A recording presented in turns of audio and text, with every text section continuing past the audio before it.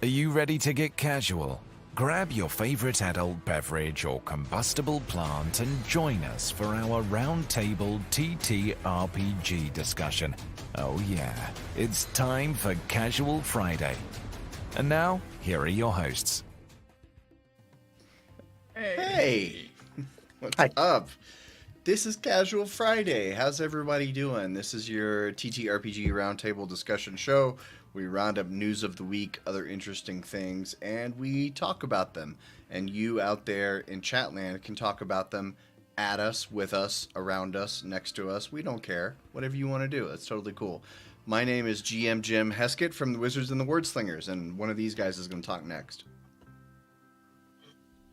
It's me. I'm Ryan Doyle from the Verdigris Table. And I'm Brad Wolf from Dire Den. And Nacho wishes us good morning from Middle Earth. I just watched the second season of The Rings of Power this last week. You know what? I enjoyed it. I don't care about the story. I just watch for D&D inspiration, and every single scene has that. It's fantastic for D&D inspiration. Anyway, so right up at the top of the show, we're going to preview what's coming up on the show, so you'll know if this would interest you or not. So we have coming up very soon, maybe in the second half hour of the show, maybe the third half hour, we don't know yet, we're going to have a very big announcement. Big deal. Fireworks. Big announcement. Huge announcement. We're going to talk about narrating combat. We're going to talk about some TTRPGs we played this week and maybe some lessons we learned from that. We're going to talk about what our favorite books on GMing are. We're going to talk about D&D Beyond maps. And we're going to talk about the Dungeon Master 2024 guide and give some early access thoughts. It's only been out for a couple days. Well, I don't think any of us is prepared to do a super deep dive on it. But that is where we are going to start. And then at the very end of the show, we have something really cool for you. Something to go watch after this. Yeah. But only at the end of the show. Don't leave We're us. not going to tell you now. Don't skip ahead. Don't skip it. Oh wait, we're live. Oh no. Oh, you know, I suppose it could be Jim's Corner. Anything could be Jim's Corner if I'm talking, I suppose. But the first thing we wanted to talk about was a few weeks ago, Mike Shea, also known as Sly Flourish, he has a podcast, which you might have heard of. And hello, good morning, Fred. And on his podcast, he got a listener question, asked him something about narrating combat. And it's that pretty typical Dungeon Master problem of, after like the third thing, I don't know how to describe a sword going into someone's shoulder anymore. And so the question asker said, how can I narrate more interesting? In the future, can I skip ahead? No, Nacho, you may not. I was listening to Ghost Woman Blues yesterday. Great song by The Low Anthem. Great song. Anyway, so this question asker asked Sly, how do I get better at narrating combat? And one thing Sly said, which I thought I hadn't heard this before as advice, was he said, listen to fantasy audiobooks. And he gave some recommendations like the R.A. Salvatore series, the Drizzt books. He gave the Dragonlance series, the Weiss and Hickman books as other examples. And I think this is really solid advice because R.A. Salvatore's books have a lot of sword fighting. Quite a lot of sword fighting. And he's pretty good at describing it. And so I think that this is solid advice. You can even get out your little pen and paper and write some things down as they go along. Would you guys stop talking about being in the future? You can't cheat. You're not allowed cheat. Time is wibbly wobbly. It's Jeremy Bearimy. So, do you guys have any thoughts on audiobook narration to learn how to narrate combat better, or you have other tips? Or people in chat, let us know how you, not just talking about time being soup or a flat circle or an illusion. We're talking about narrating combat. I really like the idea of pulling from. It's interesting to be like, listen to fantasy books because, like, read fantasy books used to be the advice, but our attention spans are shot now. But yes, R.A. Salvatore. I was never a huge Dragonlance guy. I only read the first 3 out of 400. I don't even know how many there are. They were good. There's elements that I really like, but like the Drizzt series is my like D&D headcanon. He's a good writer. It moves quick. It doesn't like it's not highly literary fantasy, which is maybe a bad thing for some folks, but it's easy reading and it is 1000% straight up D&D. So if you want to see somebody descriptively get into the poetics of like mending, you're like, oh, this is mending. I know what, but like it's a paragraph of descriptive text about mending.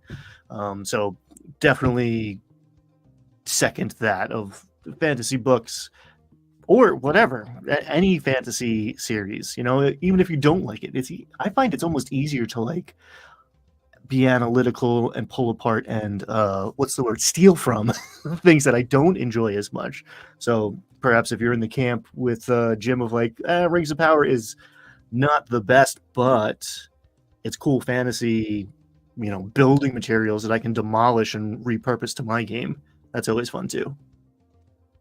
Yeah, I would add the Conan short stories.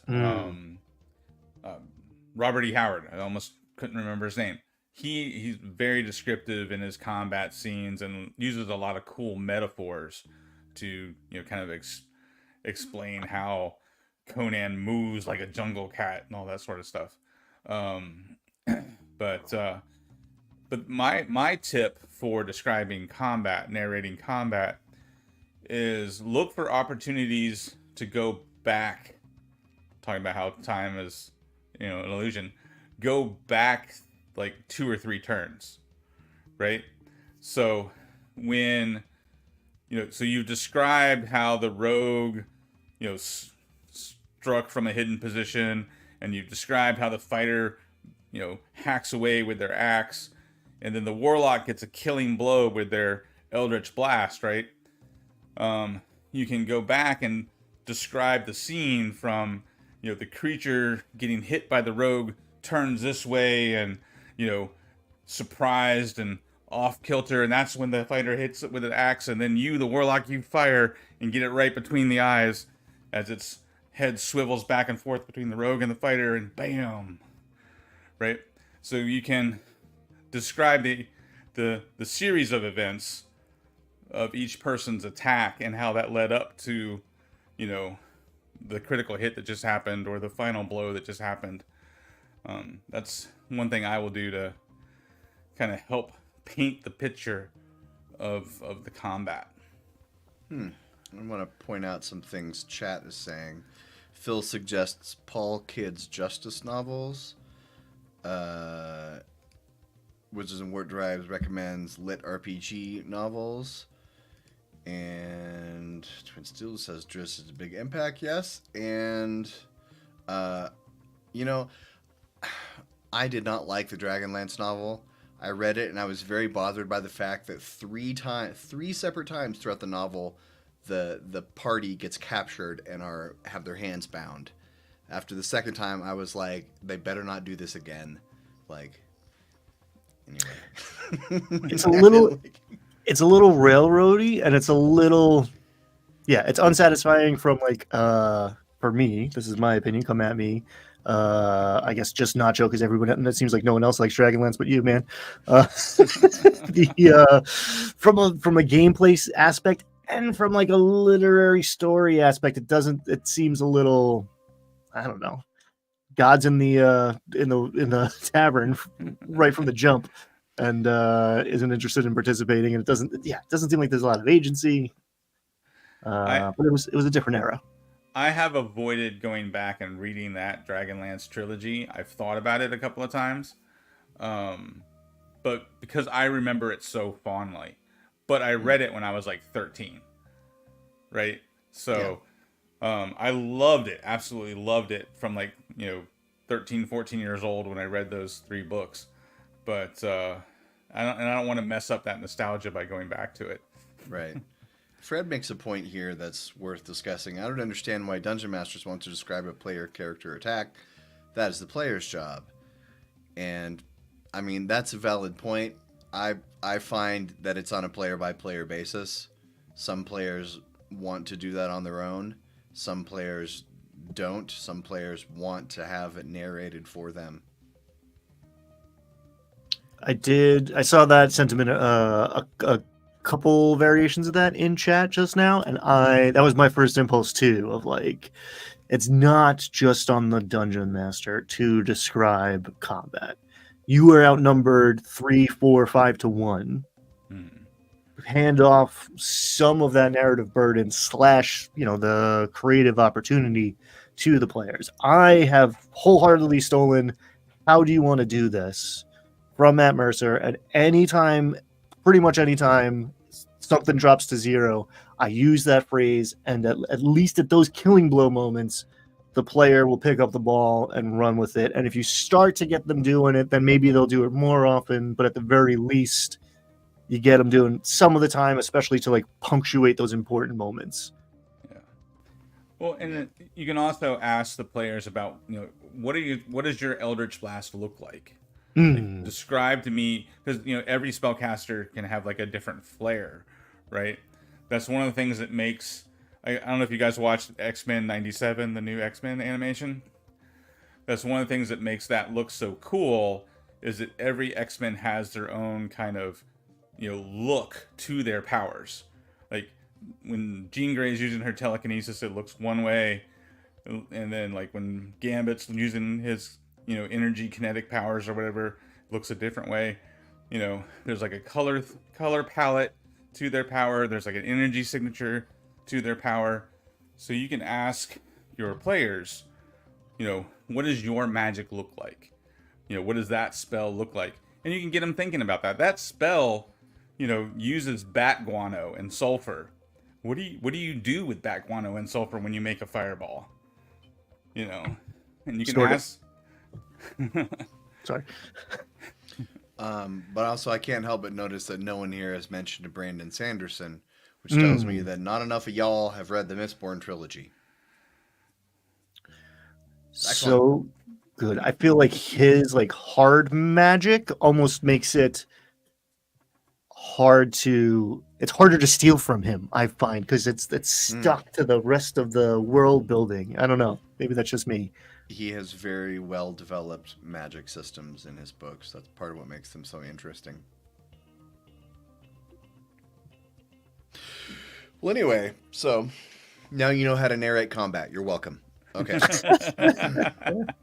Continuing on to the next section of our agenda, we're going to talk about some games we played this week, because we started off the week with the One-Page One-Shot Club finally getting together on a session that was rescheduled maybe half a dozen times. I don't know, Ryan, tell us what happened.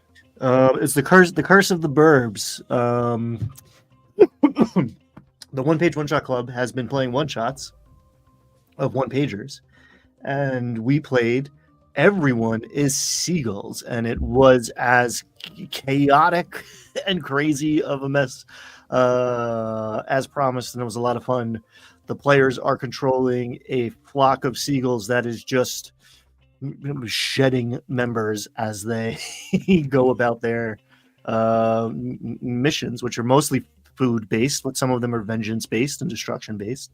And I had a great time running it. What did you guys like playing it? It seemed good on the other side. Yeah, I loved playing that one shot. I thought it was really cool. Like, your hit points, you didn't have hit points per character. Your hit points were the number of seagulls in your flock. And I thought that was a great mechanic of how, like, you'd make a check, you'd make a roll to see what happens, and then that would determine how many seagulls died in the process of achieving this goal. I thought that was a cool mechanic. That's been the most fun for me about playing these one-page one-shots, is just exploring like new mechanics, because there's really only one or two mechanics per game. So you really get to kind of own that mechanic throughout the course of playing that session and seeing how that works and how maybe you could use it in other games.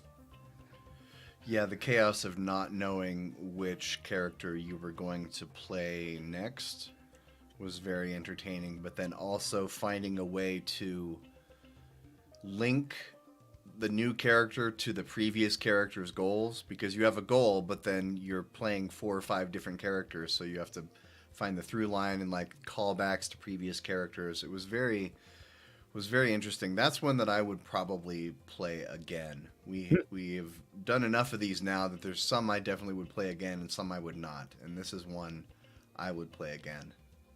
Yeah, Lasers and Feelings and this one are kind of top of my list as ones that I would play again. I really enjoyed Goat Crashers. Yeah, Goat Crashers. I enjoyed Goat Crashers. There was some overlap between Goat Crashers and Seagulls in vibes. I think the goats were a little more innocent and lovable. The seagulls there was a lot more cursing and anger. I mean, seagulls are evil. You Yeah. know that. When this when we release this new one shot, it is definitely not kid friendly. There are a lot of F-bombs. It's kind of built into the rules. Yeah, I said it in Coney Island, so it's just like, welcome to New York, the land of fucks. Let's go. Well, our recording of Lasers and Feelings isn't kid friendly either. Angie drops a bunch of F-bombs in that one. Yeah, I had to like, when I was uploading it, I had to check the box, not this is not a kid friendly broadcast, because she had her fair share of F-bombs in that one. Nice. I think one lesson that you can like draw from, I mean, it's a little ridiculous, but to draw from Everyone is Seagulls is that like health, hit points, hit dice, however your HP bar is determined in the game, that's a resource. That's a currency. Players are very precious of like, I don't want to take damage. It's like, no, this is all the damage you can take in the story. Spend it. Get in there, make a mess. Also this week, I had the chance to play Call of Cthulhu on a live stream, and Ryan was originally going to come, but he couldn't for reasons. And I would have had to cancel my other game because it was like just on the edge, and I'm glad it took a lot for me to make the call, but I did it, and I missed hanging out with you guys, but I had to do it. Well, I got the chance to play with Judd from Short Rest Studios. He was the GM, or Keeper, as they call it, in Cthulhu, and also Anto from Icarus Games was there. Also a couple people that I guess were friends of Judd's that I didn't know, but we had some audio issues in the beginning, but then after that was sorted out, we had a pretty good time. I had read through the Call of Cthulhu Keeper book. I made a video about it like a year ago, but I've never actually played it before. This was my first time to actually sit down and play Call of Cthulhu, which is crazy because it's been around for almost as long as D&D, and it's always been that other horror system. And I found that it was really fun, maybe not great for a live stream, because a big part of the game is handouts. It's not combat focused, it's investigation focused. So you do a lot of clue seeking. In our campaign, our story, basically, this guy was dying. He told us that when he was young, he summoned a demon, and we had to get rid of the demon before he died, or the demon would be free on New England. So we had to go find out more about the demon. We did all this research. We called the police. We went to the library. It's a very clue seeking, because we had to figure out how to redo the ritual to stop to get rid of the demon once and for all. So we had to do all this different research, which came with a lot of handouts. Like early on in the game, I got a 5-page journal. There was like 5 very dense handwritten pages, and so I spent most of the remaining session, because like I got the journal, so it was my character who had it. Nobody else had it. So I was responsible for reading the journal, extrapolating important information, communicating that to everyone. And it took me most of the session. I spent probably an hour and a half of the 4 hours just like kind of quietly reading and being like, oh, hey guys, actually it says here. And there were several of us that had our own sets of clues, so we were frequently AFKing while we're just kind of reading, and which was fun as a game, but I don't know how much I needed the money. She said she was young and she needed the money. Cartman, why is your mom in a German Scheißer video? And so that was my experience. Fun game. We did have combat. I was told the only thing I knew about Call of Cthulhu really was I was told that if combat breaks out, something has gone horribly wrong. And combat did break out, and things went horribly wrong for some of us. But some of us survived. Yeah, I have never played Call of Cthulhu either. Again, even though it's one of the oldest RPGs, but growing up, we were focused on D&D and Traveler, and then all the other TSR games that came out after that, like the Marvel Superheroes and Top Secret and all those. Never got into Call of Cthulhu. I hear it's huge in Japan. Yeah. Really? Yeah. It's actually more popular there than D&D. From what I've heard. I was trying to make a pun from Kaiju and Cthulhu, and I just failed. Oh, it's right there. There's a million Mashing jokes. the words together, and I was so close, but then it didn't appear. Kaiju. We've been playing Mothership. Oh boy, it's good. Play Mothership, y'all. Yeah, that's a good game. Oh, so good. And the Alien RPG. I feel like Mothership is very similar to the Alien RPG, but Mothership, of course, has way more options because it's designed away from that specific xenomorph, theme. So you can go other directions with Mothership. Kaiju Cthulhu is pretty good. The best I've heard so far. Pretty good. Kaiju Cthulhu. Kaiju Cthulhu. So unless anybody has other thoughts on Everyone is Seagulls or Call of Cthulhu, we can move on to our first big thing of the week. Well, one thing, just since we're talking about Mothership and Call of Cthulhu, everybody says you can't run a horror adventure with Dungeons and Dragons.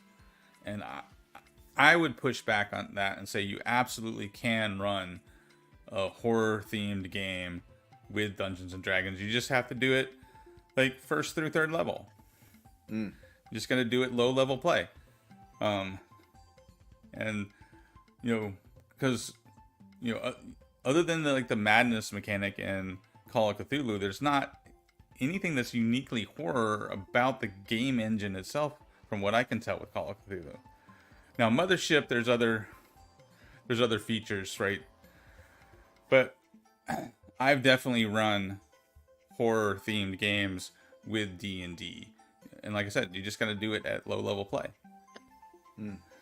At the heart of most horror thriller movies, you have a person against some supernatural force. And at level 3, but post level 3, definitely D&D characters are supernatural forces. So that breaks down.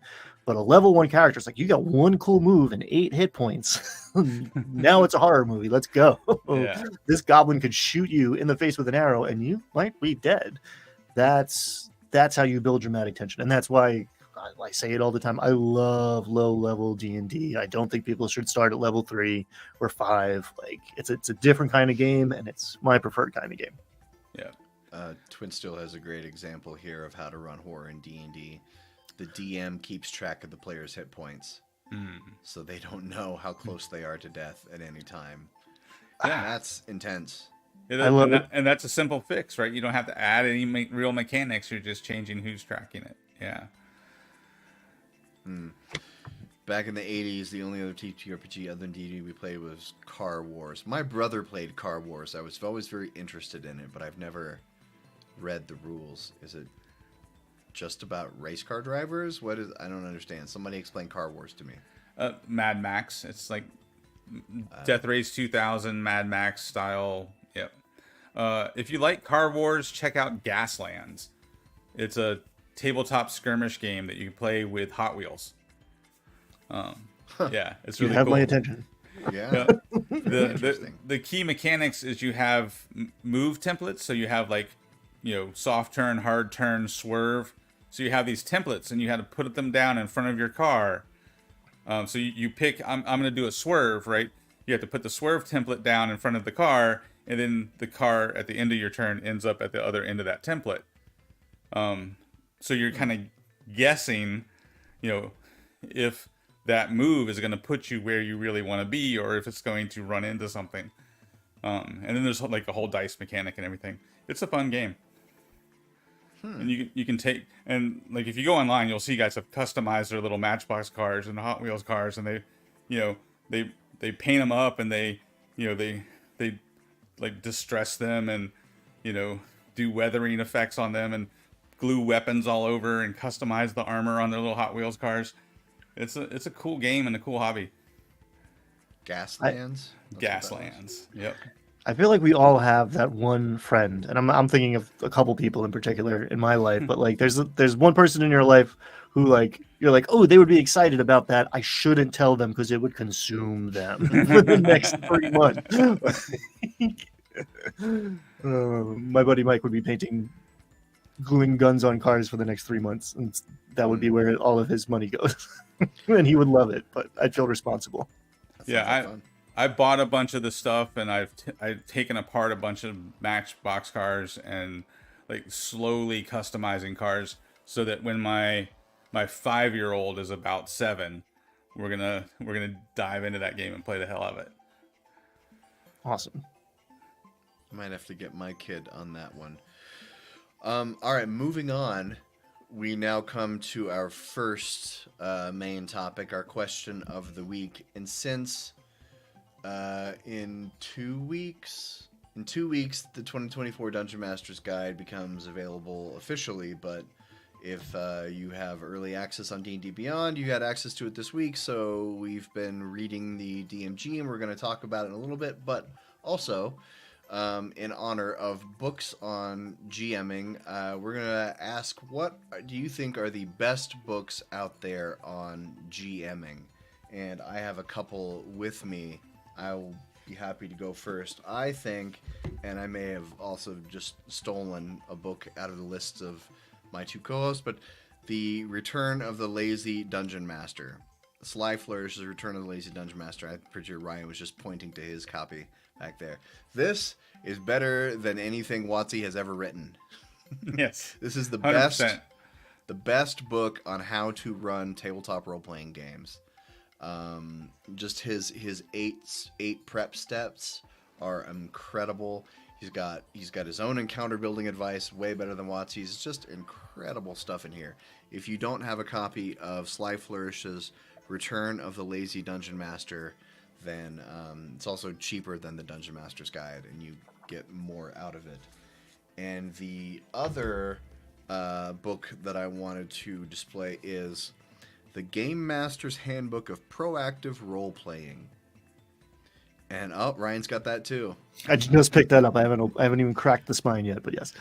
Yeah, Ginny D did a video on this about 6 months ago, and I watched her video, and her video made me mad because I realized I was doing all the wrong things that she pointed out in the video. Like, I have so many bad GM habits. I have a lot of really bad GM habits, and this book challenged me and made me angry because I realized I was doing a lot of these bad habits and I thought they were fine. But this book taught me a lot of what I was doing was actually railroading, and I didn't even know it. Very simple, very effective book on how to put the focus on player goals in a campaign. Player goals, PC goals, and how to work with them to blend your campaign world with what the players see for their PC's future. Incredibly interesting. When I started implementing this, I feel like I had more fun at the table right away. Like, everybody enjoyed it more. Cool. As soon as I started trying to live by these principles. And those are my two books. Who wants to go next? Well, Return of the Lazy Dungeon Master was top of my list. Sorry. and Wizards and Warp Drives mentions Justin Alexander's Game Master book. What's the full name of it though? Do you have them? What's the full name of that one, Ryan? Is it this one? So you want to be a game master? Yeah. So you want to be a game master? Yeah. But yeah, that's a great book. I haven't read it cover to cover, but I'm kind of hopping through it because that's what I do with nonfiction books. I kind of like read what's interested me. I jump in and jump out. And I actually got a chance to meet Justin, and I told him that, and he's like, "That's what it's designed for. You're reading it the right way." If you are uncertain if you want to shell out the dollars for Justin Alexander's book, a lot of it is amplifications of some of his core blog, for lack of a better word. He has a lot of that's available for free. It's beefed up and, you know, kind of fleshed out a little bit more in the book itself. But yeah, there's a lot of good stuff on the Alexandrian, the blog. Same goes for Sly Flourish. If you want to see him using his process, he does it every Saturday morning, Sunday morning. He does like the Lazy DM talk show where he does like a Q&A thing, and then he does his campaign prep. And he uses his own system. He eats his own dog food. And I like both of those in their modularity, right? Like Sly Flourish has 8 steps. If you don't like 3 of them, you don't need to do them, right? Like hot start, strong start, whatever his phrase is. I think strong start is awesome. You don't have to do it every session, but if you're like, how do I start today? Like just having that in the toolbox. I'm all for reading a bunch of multiple things. We had a few lists of some more like OSR games that have good GM advice in them. Mothership, again, I haven't done a ton of the deep dive because I'm a player for once and enjoying that, but like the Mothership equivalent of the Dungeon Master's Guide is packed full of some real punchy, quick, good, insightful information. The DMG4E, a couple people have said, what did we not? I'm going to plug my own book. Ha ha ha. Use this to make your players think that you custom built a whole world around their characters, even though you didn't. Yay. Thank you. Yeah, you guys stole all of mine. I'm interested in, so proactive game playing made you angry. That's like that's a very glowing endorsement as far as I'm concerned. Like a book that challenged you is always interesting. I read it years ago, but Hamlet's Hit Points, I don't hear much about anymore, but that was a very good one. Mm-hmm. Of like, again, like kind of HP as a resource and just like the story beat narrative side of the game master's job. Yep. I guess because we're not as concerned about mechanics anymore, but that's a good one that's been around for a while. Yeah, The Monsters Know What They're Doing is another good resource as well. That's another good book. I forget the author's name on that one. Keith Amon. Yeah, that's it. Amon? I've never said his name out loud. It's like Ammon, Amman. It's good to how to know how to optimize. And even if you don't agree with his, he's hard to argue against. But like, if your batch of goblins isn't optimal, right? If this is like the B squad and they're drunk and having a celebration, it's still good to know, like, it puts you in the mindset of the monsters much more than the stat block or the monster manual will. Yeah. The other one I was going to say, Elder Goblin just mentioned, the ICRPG. The full version of that game, you get the full book. It has a lot of great DM advice in there. But yeah, coming kind of full circle to the Lazy DM, the 8 steps. I use those, and they work great. In fact, my 5-step campaign building process that I've done a series of videos on is designed to work with Mike Shea's 8 steps for a session prep. So if you use my 5 steps to build your campaign, and then use Mike's 8 steps to build an adventure, they kind of synergize. They work together off of each other. One thing here, Fred, referring to it as dog food. That's an American expression. You say we eat our own dog food. It's an American business expression, meaning that a company uses its own product. He wasn't calling Mike's process bad. It's not like a dog's brekkie. That's a very different thing. Nobody tell Mike.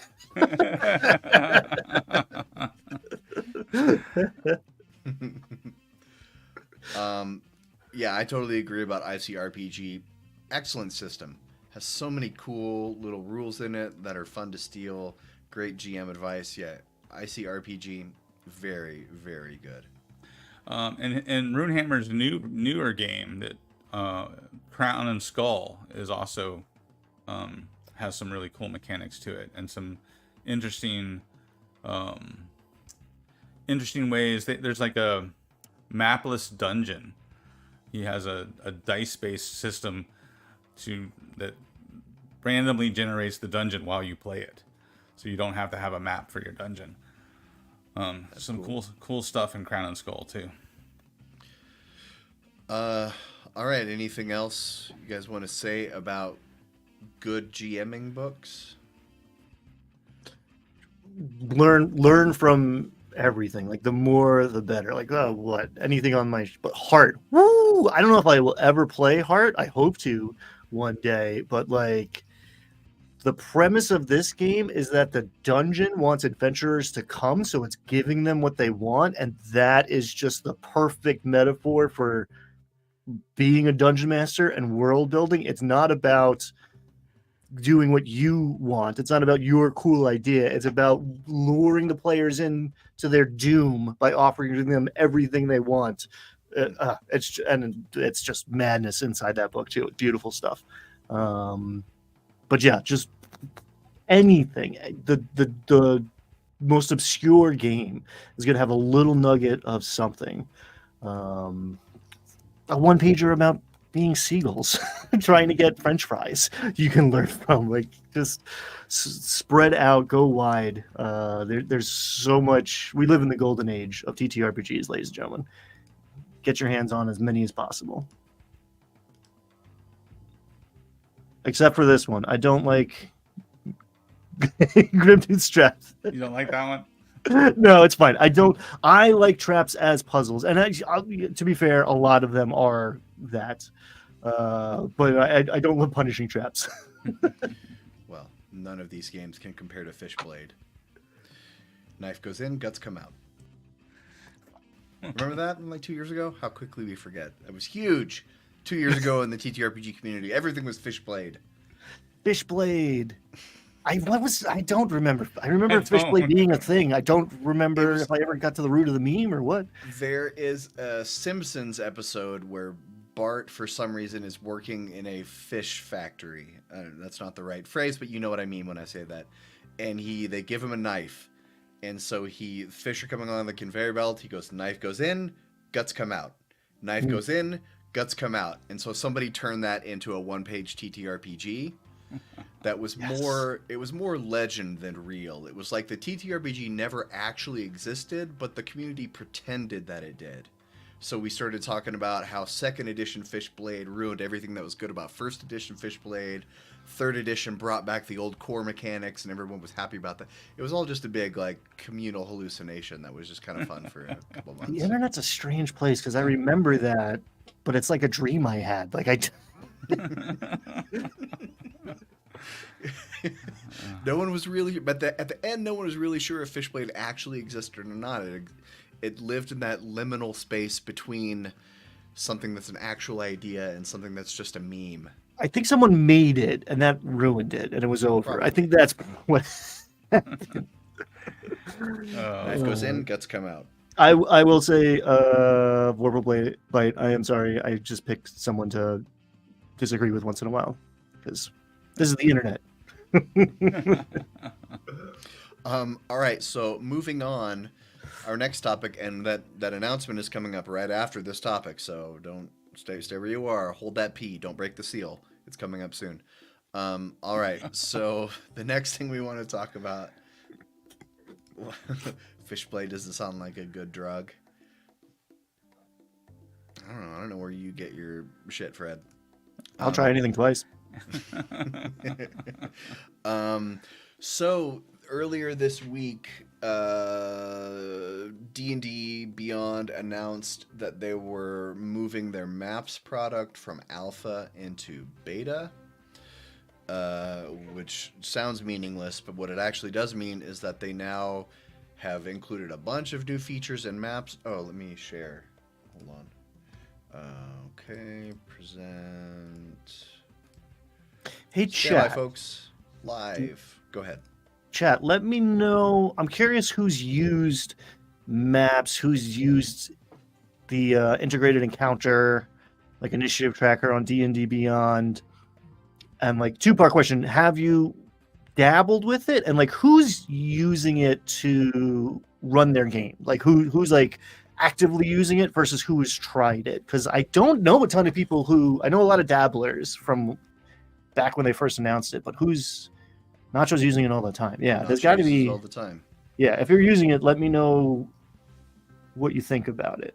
Yeah, so what they announced this week, but what happened when it's moving into beta is it's getting lots of new features, and namely the main features that you can now build encounters in maps, which is something you couldn't do before. They had an encounter building tool, and they've had maps, and ne'er the twain shall meet until they're apparently meeting now. But what's most interesting about this is, let me explain some of the bad stuff here. I have a screenshot of encounters. If you'll see at the very top, it says encounter calculates difficulty using 2014 rules. For 2024 calculations, create encounters in maps. You can, it's cut off a little bit there at the end, but the writing on the wall here is that encounters are going away. And this is a bummer because if you see down here, this other rectangle, you can filter monsters in the encounter builder. You can go in the encounter builder and say, okay, my party just went into the Underdark, and I rolled on the encounter table and it says I need this. Okay, so I better find some monsters, some aberrations that fit with the Underdark.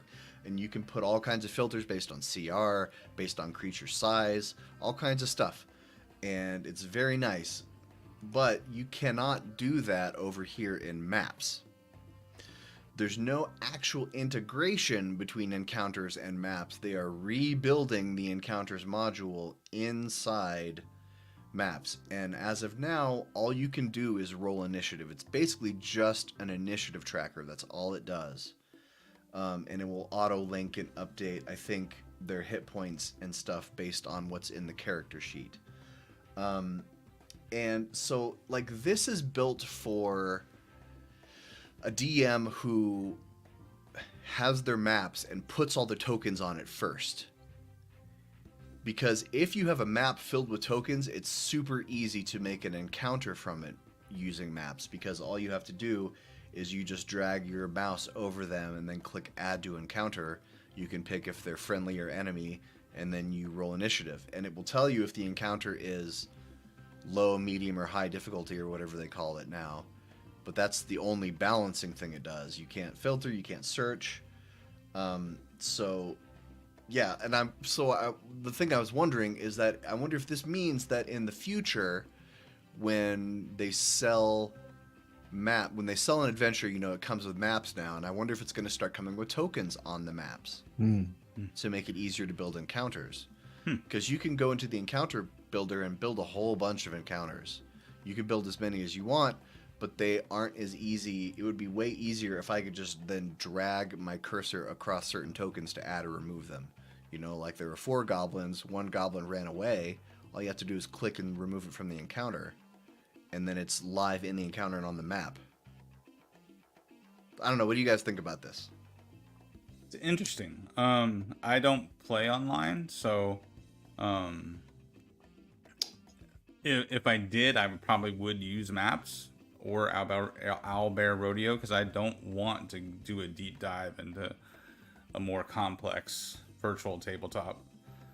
But I'm curious, like, if they're doing away with the encounter builder that they've had and they're using maps to build encounters, will it become more robust over time? will there be a little pop-up that'll give you, certain criteria or calculations to be able to adjust the encounter? Because that would be cool. If they incorporated some of the functionality of the old encounter builder with the new map-based design. It's confusing to me. One, that this doesn't exist already. That their very lo-fi VTT is in beta when they're the guys making the game. But I like that because it creates space for other people to do cool stuff. Owlbear Rodeo is definitely my preferred online play. I play online 1 game a week, and I play in person 1 game a week, and they both have their bright sides and downsides. I like less from my VTT. I don't want to feel like I'm playing a video game. I want to feel like I'm moving figures around on a battle map or tokens around on a battle map. The whole thing is interesting to me that this is happening and clearly like being worked on and developed while all the hype for Project Sigil is going down. Like, once that's up and running, is the support for this going to stop? Are they going after 2 different like demographics? They want the old guy like me who wants less, and then they are going after the whoever wants virtual minis in a 3D environment. Cobalt Fight Club, Twin Steel mentions, is the OG and the best. I don't know if it's still gonna be kicking, but they made the CR encounter math better, not to skip too far ahead. Not better, but simpler and easier for a computer to figure out. So I'm curious to see where it goes. I'm watching the video for this. I was like, oh, this seems like the kind of thing I would use, and maybe it's going to be easier if it's super integrated with D&D Beyond, but it seems surprisingly less integrated and easy to use compared to what I would expect from the official Wizards of the Coast product. Well, let me do a little demo here real quick, because I've got it open in a browser tab, and so here is a map that these 2 guys might recognize. It's like when you go back to your old apartment or something. I love this place. This is Kragma Hideout. I used it in a 1-page one-shot, and it ended up not being important at all. But so I've got a map here, and I've got a bunch of tokens on it, and I can go into a token and add it to an encounter, and then you can change side to indicate that this is not an enemy. But speaking of integration, what you can do, I'm not all that familiar with it either. We go to the token browser. One nice thing here is that I have immediate access to every token in D&D Beyond. And then if I'm running this as a campaign, I can easily just add people in. Then I can highlight all of them. Uh-oh. Something bad happened here. Still beta. So when I first tried this when it was brand new in alpha, and I used it in a couple of sessions and I enjoyed it, but there was a lot of things it couldn't do. Like there was no ping back then, there was no drawing tool, and all that stuff has been added. Like there was only 1 or 2 things over here in this whole sidebar, and they've added stuff like you can if you pause a session, your players can't see what's going on. If you need to move things around, you don't have to worry about accidentally revealing things behind Fog of War. Then another thing that they've recently added that I didn't use it for a long time because they didn't have the ability to do rolls to yourself. And as a DM, sometime I might want to do a private roll. And I could do that at my table, but I want to have it in the game log if I want to refer to it later. I just don't want the players to see it, like an enemy perception or stealth check or something like that. So I used this like a year ago when it didn't have hardly any features. Now it's as complex as Owlbear, which is my preferred. I play in a Roll20 game. I don't like rolling in Roll20. I don't know what it is. There's something about it. I just don't like it.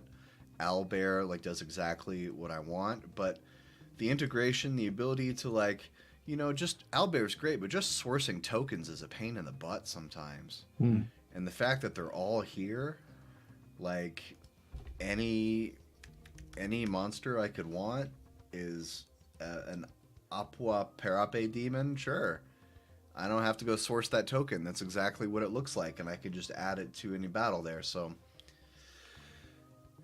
the integration is nice. You know, the more D&D Beyond stretches beyond being just a compendium to actually being able to use the content you buy there to do stuff, I'm all in favor of that.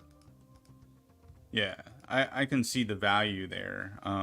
I'm with Vorpal Bite on this, though. I have so many miniatures and 3D terrain pieces that, like, the fun for me is, like, showing all that stuff off at the table. But yeah, I just love playing in person. But I realize that that's not a viable option for a lot of people. And I think what we're going to find with, Project Sigil, or whatever it is called, the new fancy VTT, I don't think it's going to run well on just your average laptop or your tablet. So I think they're building maps for the other half of the audience, right? So here's your folks who want a more streamlined experience like Jim, or for people who can't afford a high-end computer to run Sigil the way it really needs to run to get all the bells and whistles out of it. Yeah, I mean, I think they're covering their bases, right?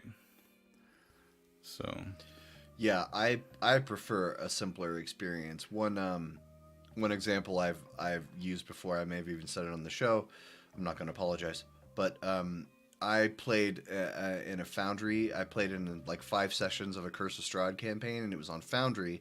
And Foundry's like the DM described it as Roll20++ is what he said, because it's like Roll20, except you can have infinite number of modules you add in, and this guy had every module, and which was neat because it was like visually impressive. It could do all this stuff. But whenever we got into combat, it was probably about 15 minutes from the point where he said, you see the ghosts and they attack you, to we were actually playing in that combat, because he had to do so many things to set up the combat. There's stuff like, I click to attack and it automatically deducts the hit points from the enemy. And when they attack me, it automatically deducts my hit points. And I'm like, that's great, but I kind of want to do that. I want to write down I want to manage my hit points. I don't want the machine to do it all for me. I'm not watching a movie where the entertainment device does all the work for me. I want to participate in it. But anyway, that's my cautionary tale about complex VTTs. Yeah. Well, and just point out Fred agreed with me. But got him. But somebody else in chat said that Hasbro wants the whales. They want the people that are like the diehard, like going to buy everything there is to buy, right? And I think Sigil is that, right? So I feel like they've got kind of this like kind of two-front system where the people who want to have the best of the best and spend a crap ton of money and have it all, right? Sigil will be their thing, and then everybody else can use maps, right? And so they're going to make a little bit of money off of everybody with maps, and they're going to make a crap ton of money off of a handful of people using Sigil. And in most cases, I am like a huge advocate for like the more ways to play D&D, the better. Make the game your own. I'm all for what I wouldn't enjoy, like to the point where it feels like the system is playing the game for you, right? There's people out there who want that, and maybe that's their entrance point to this whole hobby, and that gets them down to maybe at least experimenting with the gameplay that I like. The itch in the back of my head is it's Hasbro, and I'm afraid every time there's any sort of like technological advancement that this is one more like brick in the wall of their walled garden, and they're going to put Owlbear and Roll20 and Foundry out of business by pulling the license or whatever. And that's a little catastrophizing, but that's also based on experience from the last couple of years of what they've done at the corporate level. And a lot of those people are gone, and a lot of new people are here, and we'll see what happens. And they can't take our toys away from us. We're too punk rock for all of that. But I am always a little suspicious of the shiny new thing from the Monopoly man. Yeah. Well, in my experience in 40 years of this hobby is people get bored with D&D, right? Like, at some point you're going to want to have a different experience than Dungeons and Dragons can provide. And we have a ton of options, and we have more options than ever now with all these independent creators. And, there's so many different games out there to play. And, my faith in the community is that people will ebb and flow in and out of Dungeons and Dragons, just like everyone I know. Like everyone I know, everybody I grew up with playing RPGs, they still play something on some level, right? With the exception of like one person, that core group that I started playing with back when we were, preteens. All those guys play something. A lot of them don't play D&D anymore, but there's some sort of D&D adjacent thing that they're into now, And I drifted away from D&D and created my own games and played some of my, played a lot of Warhammer and, got into strategy games, and, then I came back to D&D, right? Like, the hobby is large and there's a lot of options. And I think that's where my faith is in all of you out there that, D&D will be successful. It always has been, and it probably always will. But there's going to be a lot of other things in this hobby that we can do that doesn't have anything to do with Hasbro or WotC. Yeah, like Twin Steel says, Monopoly isn't an unrealistic fear, and Fred says the same thing. And I wanted to address that comment before speaking about WotC pulling the licenses from Roll20. I don't think they're going to do that anytime soon unless Maps takes off. Because Roll20 is the most popular VTT out there, and WotC makes money from people buying D&D books on Roll20. Now it seems pretty obvious what the play is. They have their premium product, Sigil. I'm not going to say Sigil. They have their premium product, and they have their low-end product, Maps.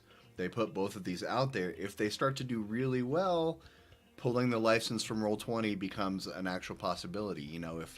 If between Sigil and Maps they own 51% of the market, then yeah, let's pull that license, and then all those people who were going to buy books on Roll20 will either not play D&D, or they'll be forced to pay that money actually to D&D Beyond, now that the Compendium and the VTT and the Character Builder are all linked together. But I'm just guessing. Yeah. I mean, that makes the most sense. Yeah. So moving on, yeah. I think now it's time for the big announcement. I don't have anything prepared, so it's probably not going to be as climactic as we wanted it to. But, we've been doing this Casual Friday thing for 3-4 months now. Thank you, yes.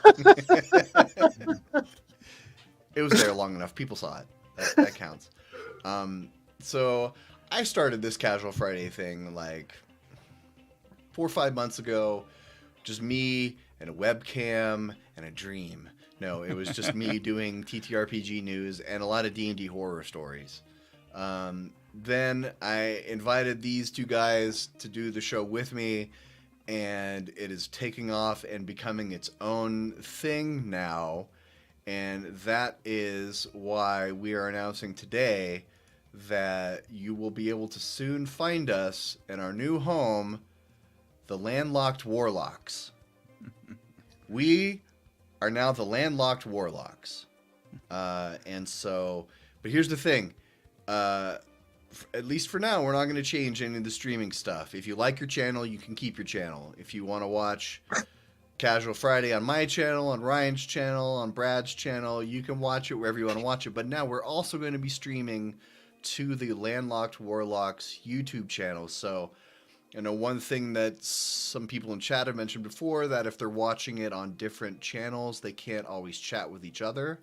So if you want to build one main chat place where everyone's in the same chat, then we would advise everyone to go watch Casual Friday on Landlocked Warlocks. And there's going to be other stuff appearing there soon. It's going to be the future home of the One Page One Shot Club. Maybe some other things. We're talking about some other shows beyond Casual Friday. And Brad, do you want to tell us how we got the name? Oh, yeah. I got super inspired by Jem's idea, and I was, lounging by the pool on vacation, and I just started rattling off a whole bunch of, I was just brainstorming, and I'm, throwing out, this could be a really cool idea, and it's going, and, somewhere in the midst of, 20 different names that I pitched, I made a joke, Landlocked Warlocks, obviously a play on Wizards of the Coast, and that's the one that stuck. Yeah. There were much cooler names in my opinion. There were way more than 20. It was a long, well-developed list. I was on a roll, man. Yeah. And let that be a message to you dungeon masters out there. Your players are going to glob onto the one throwaway joke you make, and that's going to be your life for the next couple years. So be careful. Yep. Sorcerers of the Shore. Yeah. That's pretty good. Yep. Yes, Nacho, we did form a coven. And you will treat us with the respect that we deserve. Or else you get the eye. the Haggai. Yeah, so that if you go subscribe to the Landlocked Warlocks, what do you got to lose? Nothing. Only things to gain. Help us form a monopoly that's going to take over the industry, and soon we're going to consolidate everything into our walled garden over there. So. Yeah, our plans of world domination start with you by following our new channel, the Landlocked Warlocks, on YouTube. We don't have a website or any social media presence or anything like that, and I don't know if that stuff is coming. It may never come. We'll see. But we'll see. Hey, but if you go there now, you can say you were there when it all started. So when our TTRPG takes off and dethrones Wizard as the most popular RPG in the world, you can say you were here for the beginning of it all. Yeah. And Brad did just sort of let the cat out of the bag that we have had talks about developing an RPG. I will say, everyone, check your terms of service. We've all sold our souls to YouTube long ago. Yeah, like that Tool song. If you know what I'm talking about, then you know. I guess the announcement's done. Yeah.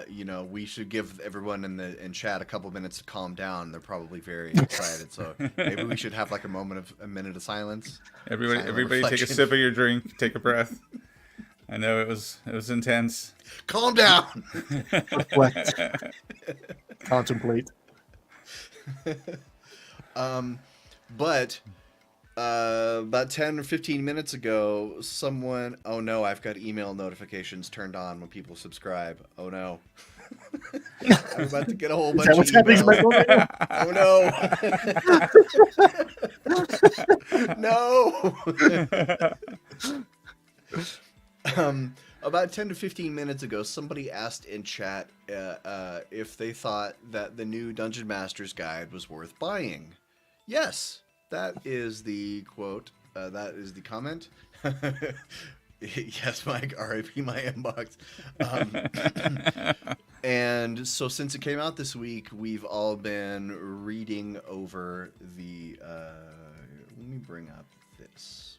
We've all been reading over the new Dungeon Master's Guide, and while none of us are prepared to do a deep dive, we thought we would just kind of start off with some overall thoughts and first impressions. Who wants to go first? I'll go first. So the highlight I had, obviously I haven't been able to read everything, but one of the highlights for me, one of the things that I was impressed by, were the sample adventures. I went through each of those, kind of fine-tooth combed, thinking about like, well, how would I take this and run it, and how quickly and easily could I take this from the DMG and put it on my table. And because they're very much a skeleton. It's not anywhere near as detailed as like a pre-written adventure would be. But there's enough there that you could totally run it, I think, pretty quickly and easily. As like you could take any of those sample adventures they give you. I think there's 6 of them, 5 or 6 of them, and you could easily run those as a one shot, or you could flesh it out and add some stuff to it and make it, a full level's worth of content, 2 or 3 sessions worth of content. And I really like those. Those were a highlight for me. And if I had a low light or something that I was disappointed by so far, it's the trap section. Because they specifically said they would, and I can see where they did in some spots. They specifically said they were going to add stuff from Tasha's and from Xanathar's to the new DMG. And traps was one of the areas that I thought would be a ripe place for that, because the trap content in Xanathar's is pretty useful. But the trap section in the 2024 and the 2014 version, and the trap section in the 2024 version, they're about the same size. They're both like 2 pages. And so they streamlined some of the stuff from the 2014 DMG and added a few more examples, I think.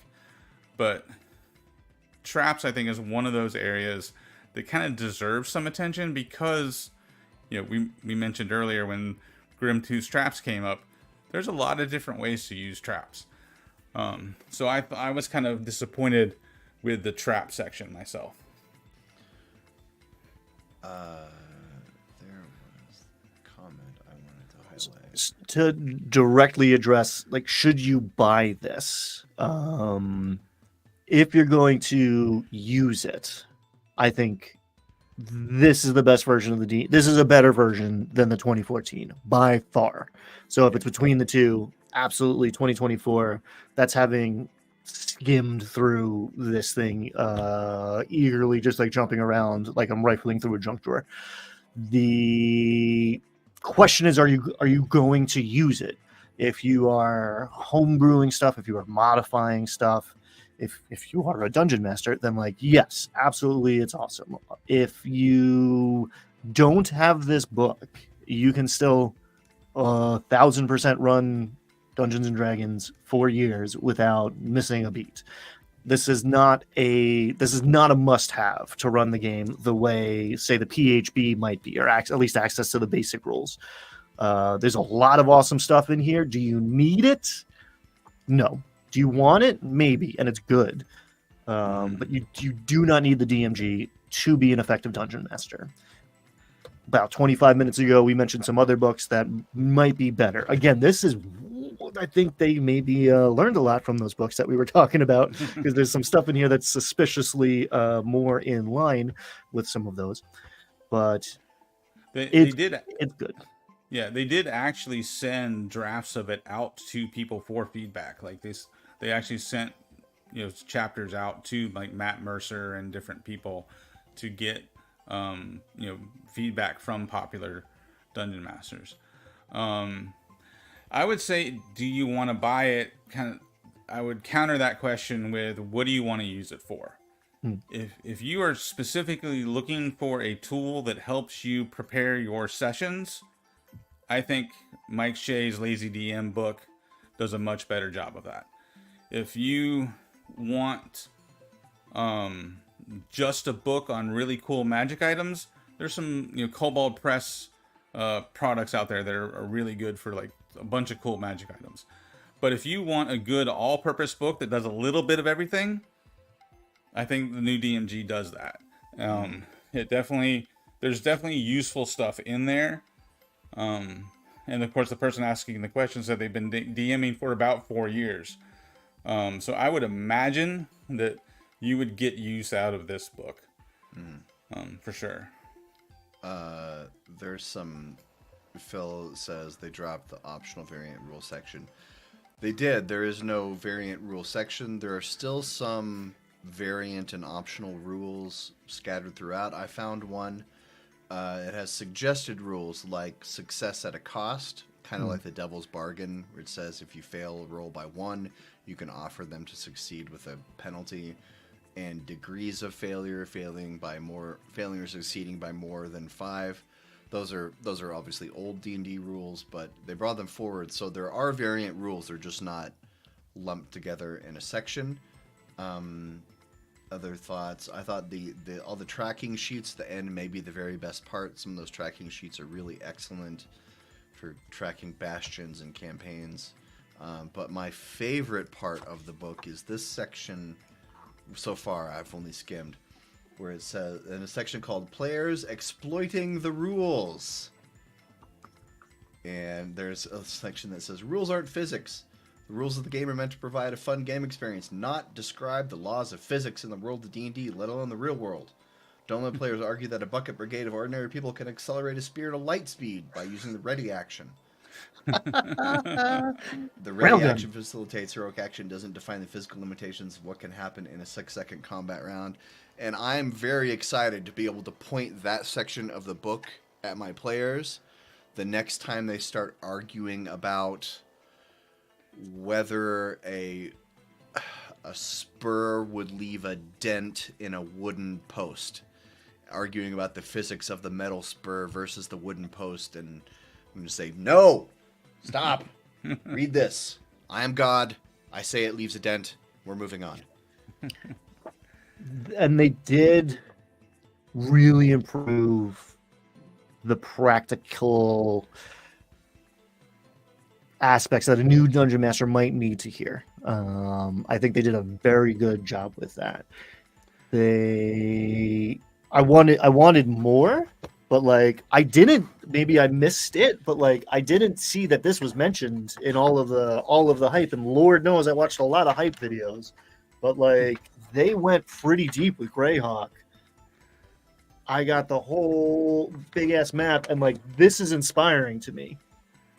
I don't have a campaign for this from this book. I need to make stuff up myself to make this useful, and that I think is the strongest part of the DMG, and why you would get it is because it's a bunch of ideas. It's not even the adventures. You can run that adventure off a page with 4 years, 5 years of experience as a dungeon master, but it requires you to bring a lot to the table, or at least something to the table. It's a cabinet full of ingredients. It's not a prepared meal the way like a campaign book might be. Right. Quick point about the variable rules, the optional rules. From what I understand, back when they were designing 5th edition, it was Mike Mearls and Rob Schwab from Shadow of the Demon Lord, Shadow of the Weird Wizard. He wrote those games. It was those two guys that really liked the idea of modular rules to be able to customize your game. So I'm not surprised, because neither one of those guys were around right for this. So I'm not surprised that the optional rules have gone to the wayside, because I think those two guys were the ones that were kind of driving the modularity design that had gone into 5th edition.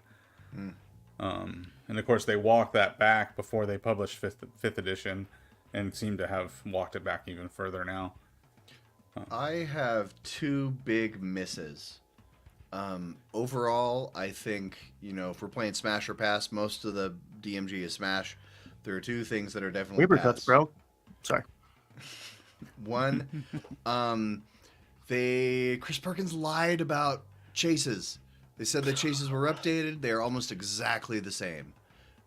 Shame on you, Chris Perkins, or maybe it was Jeremy Crawford. I don't know, but one of you lied, because chases, the same.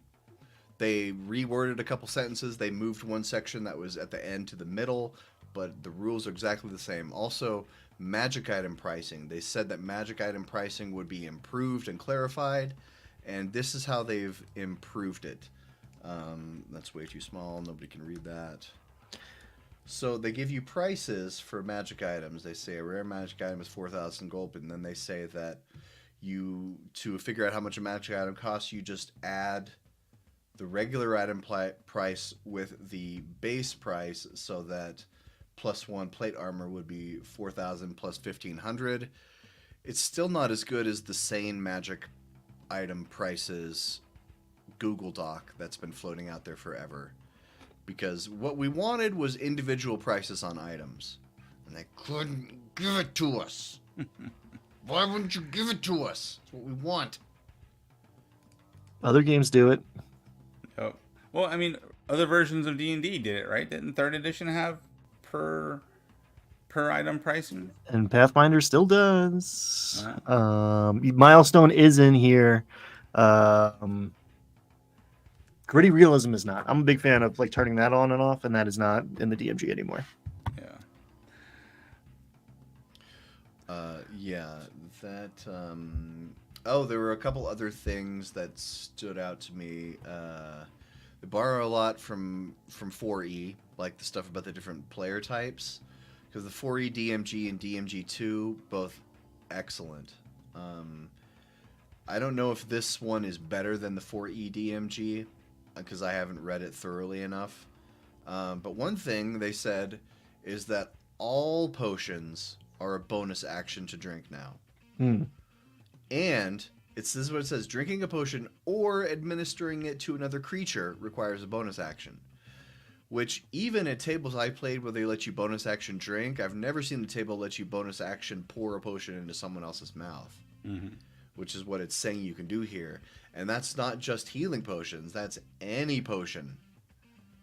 I can bonus action pour a potion of haste into someone and then still have my full action.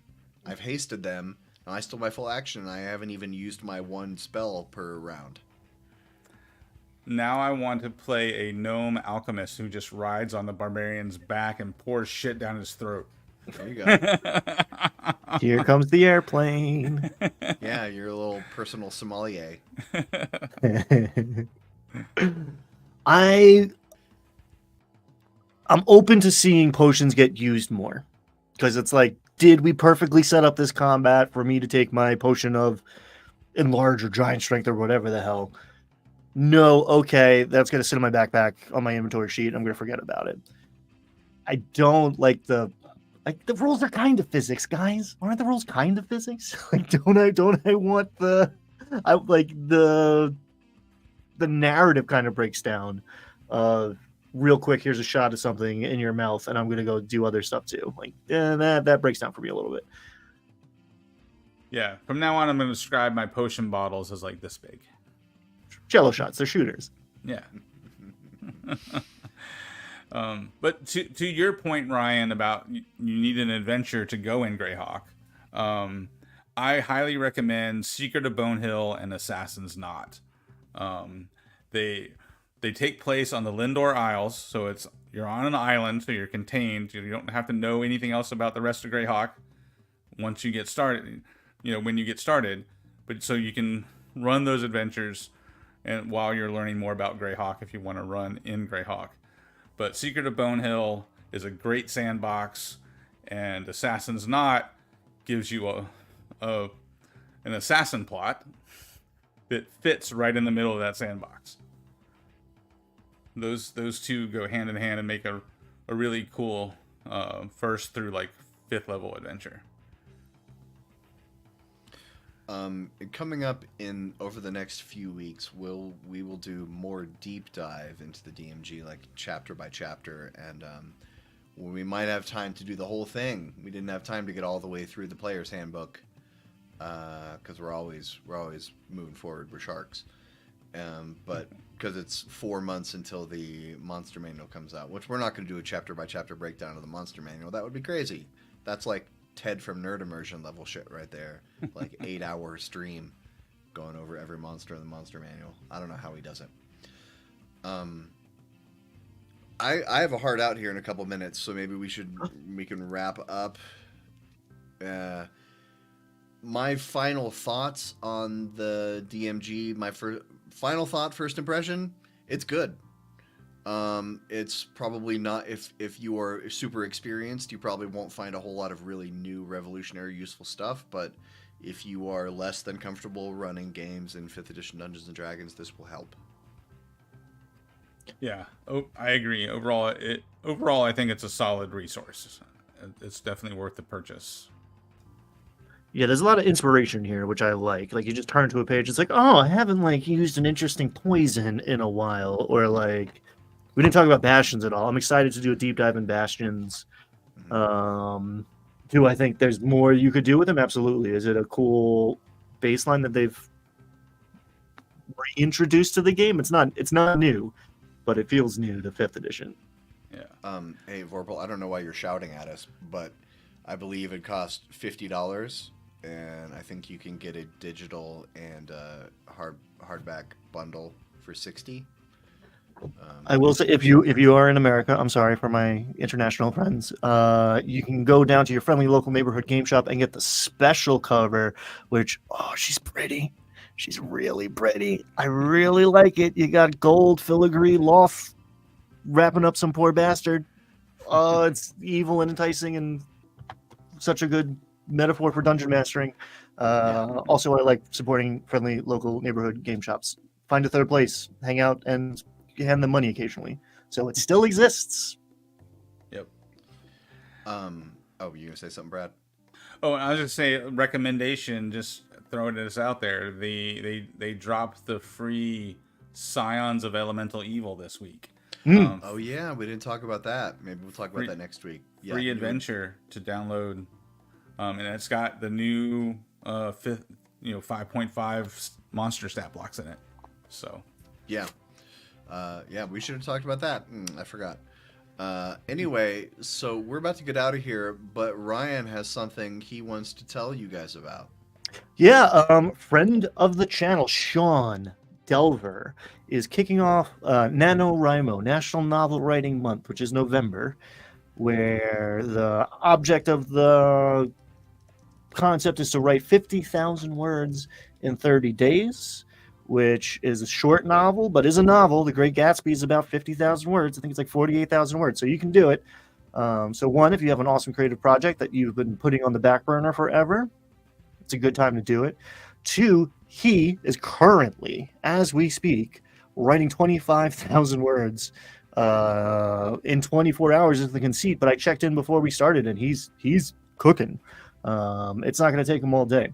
So go hang out and give him crap. You will see me in that chat pretty much right after this. Also, coming up soon, we're going to talk about GMuary. Elder Goblin Games is trying to encourage everybody to GM in January, and I also love that concept, and we'll be supporting that. Cool. I didn't notice that in the show notes. I like that. Yeah, I meant to have this handy. I'm going to put a link to his channel in chat right now before we leave, so that everybody can go. Yeah, he's just on YouTube. He's at The Delver. The most I ever wrote in one day was 10,000 words, and I was pretty proud of myself for that. But 25K. I know people who've done the single one-day NaNoWriMo challenge before. My friend, author Matt Morris, did it like 3 years in a row. But he's completely disappeared off the face of the earth for the last couple of years, so maybe it finally took him out. There might be a correlation there. I did 5,000 once, and that was a lot.